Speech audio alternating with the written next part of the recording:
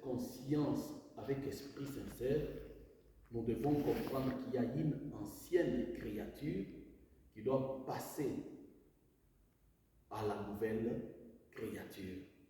C'est-à-dire une créature qui a existé et qui doit être renouvelée, devenir une nouvelle créature. Nous sommes des créatures de Dieu. L'homme est créé par Dieu en tant que créature de Dieu. L'homme a l'image de Dieu. Tous les hommes, et ceux qui brillent et ceux qui ne brillent pas, nous sommes la créature en présence de Dieu. La créature en présence de Dieu. Mais c'est vrai, la Bible nous interpelle à marquer la différence entre l'ancienne créature et la nouvelle créature. L'ancienne créature, c'est tous les hommes. La nouvelle créature, c'est la modification. Qu'est-ce que je veux dire? Dieu nous a créés à son image, c'est-à-dire selon la forme de Dieu. Tous les humains sur la terre, nous sommes créés à l'image de Dieu, selon la forme de Dieu. Quand je parle maintenant de la nouvelle créature vient de la part de Dieu et c'est une modification de quelque chose qui a existé comme ancienne créature pour rentrer maintenant dans la nouvelle créature. Ceci peut être fait par la création spirituelle par l'image de Dieu comme elle a existé. Et Dieu lui-même est l'auteur de cette nouvelle créature, toujours dans la vie de l'homme. L'homme a été créé à l'image de Dieu, je me répète, et l'homme doit garder l'image de Dieu, mais le diable est venu pour rendre cette image de Dieu une image du diable, une image des arbres, une image des images, une image des hommes, une image des anges déchus. Et l'homme perd totalement son image, la véritable, en face du Dieu créateur. Si nous pouvons nous dire, nous garderons l'image du Christ en nous, l'image du Dieu créateur en nous. Nous demeurons toujours la créature de Dieu, selon l'image de Dieu, mais jusque-là, nous ne sommes pas rentrés dans la nouvelle créature. Revenir dans une nouvelle créature, c'est toute une procédure à suivre. La nouvelle créature. Il a existé une ancienne créature et nous voulons rentrer dans la nouvelle créature. Alors le premier verset que nous pouvons voir, Colossiens chapitre 3e à partir du verset 9.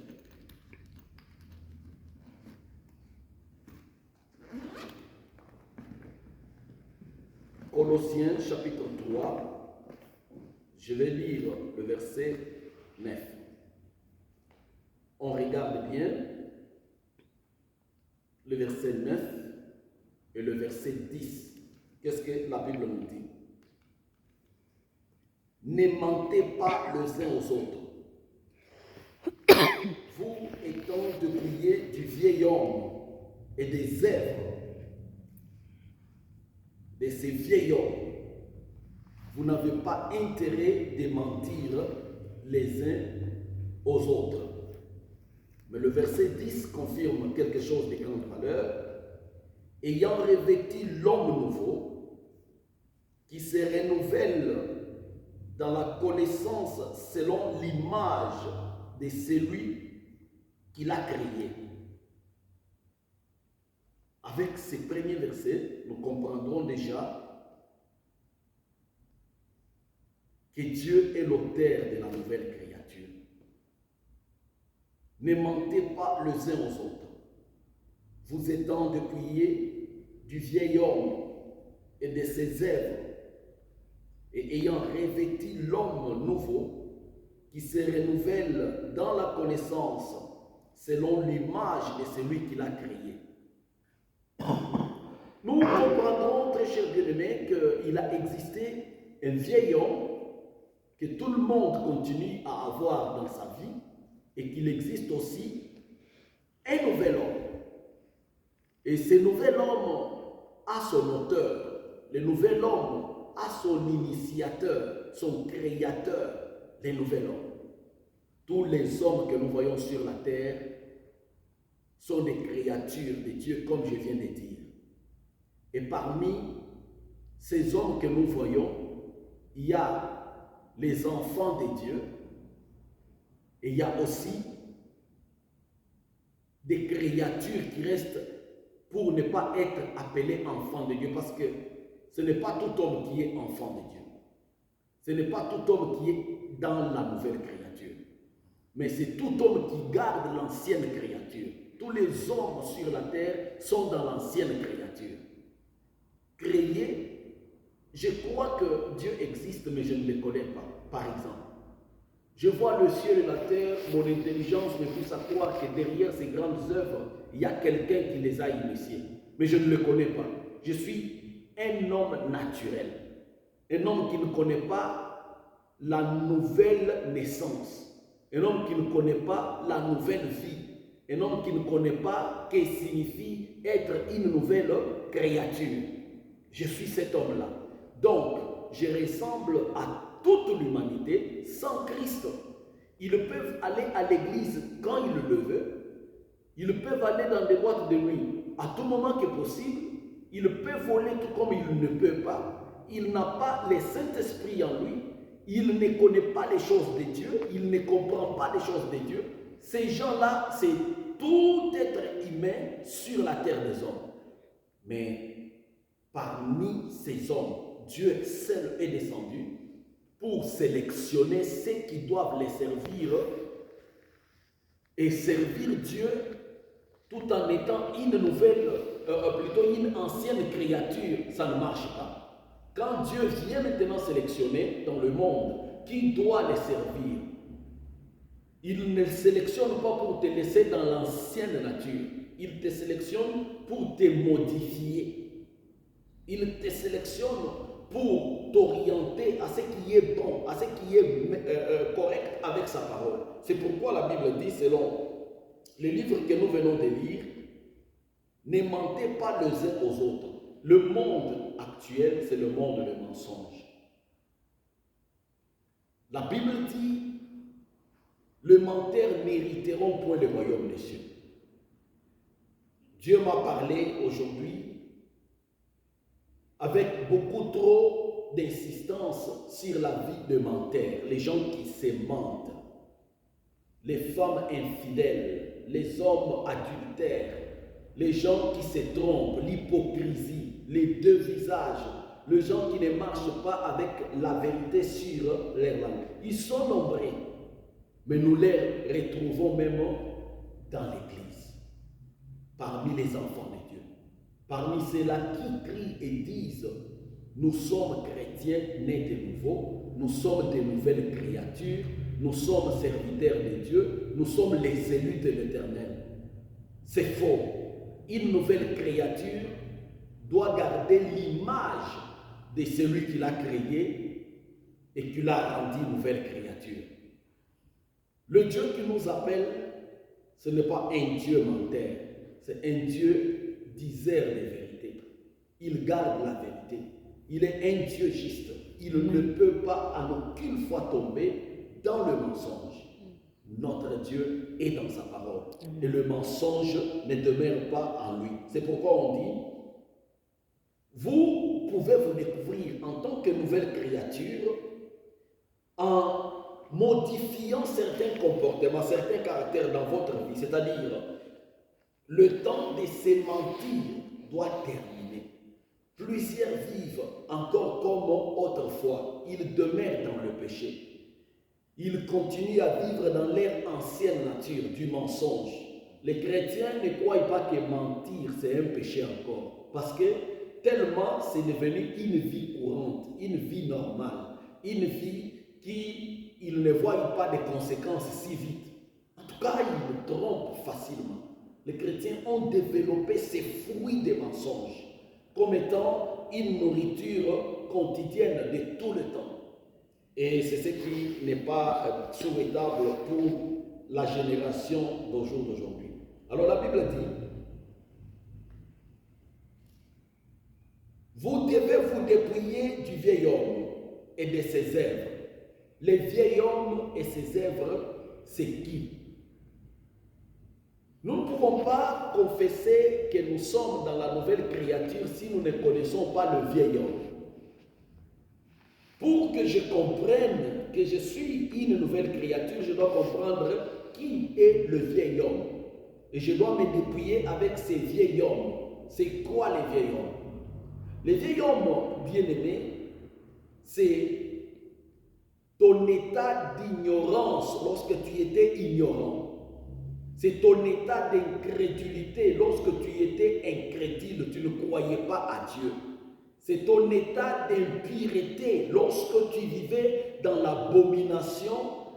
C'est ton état d'idolâtrie lorsque tu étais encore idolâtre.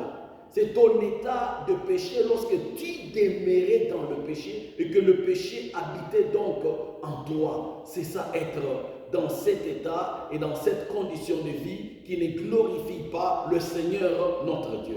Et maintenant, très chers bien-aimés, ce que nous devons comprendre, quand on dit « je me suis dépouillé du vieil homme » pour être considéré une nouvelle créature, ça veut dire tout simplement que je me suis débarrassé du vieil homme.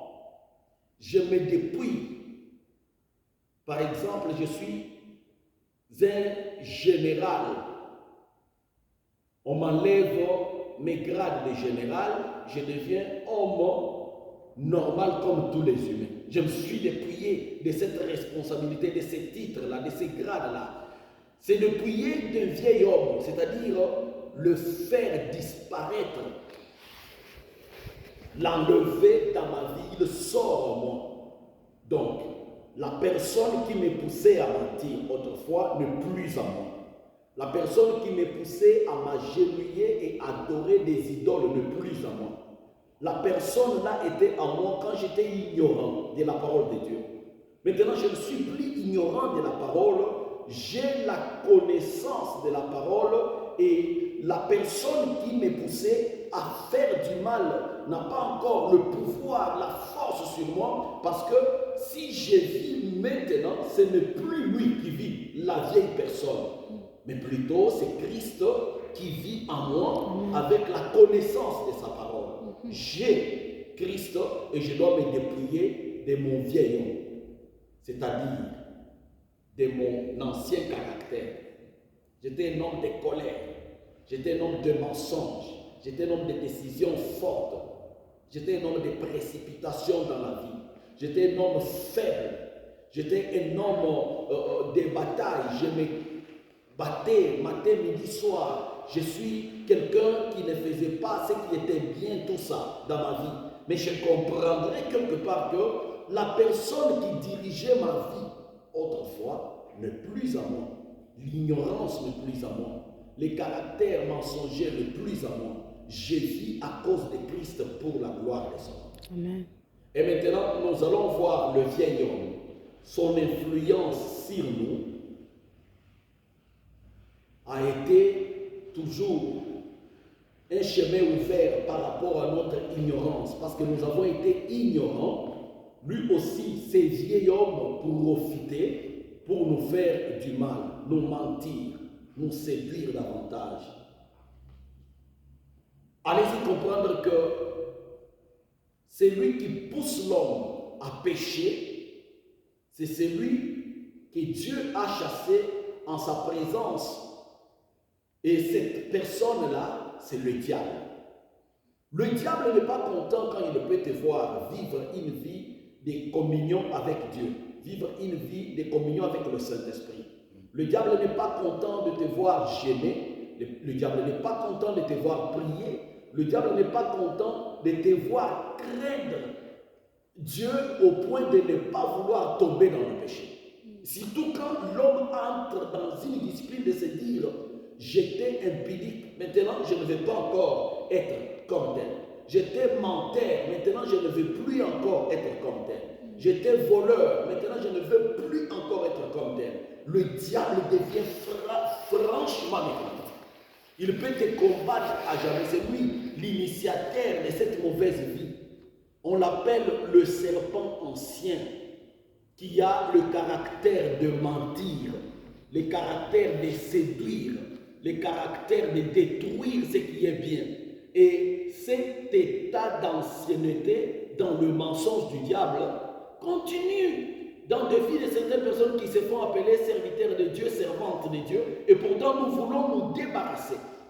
Je suis une nouvelle créature, déclarée non par moi-même, mais par Dieu. Déclarée non par mon Père, mais par Dieu. Déclarée non par ma mère, mais par Dieu. Une nouvelle créature selon l'Éternel. Le verset ici me ramène à croire que quiconque pêche retourne Jésus-Christ sur la croix, le crucifie, le souffre, parce qu'il veut toujours être une ancienne créature. Tandis que Jésus-Christ a donné sa vie sur la croix pour initier une nouvelle alliance entre l'homme et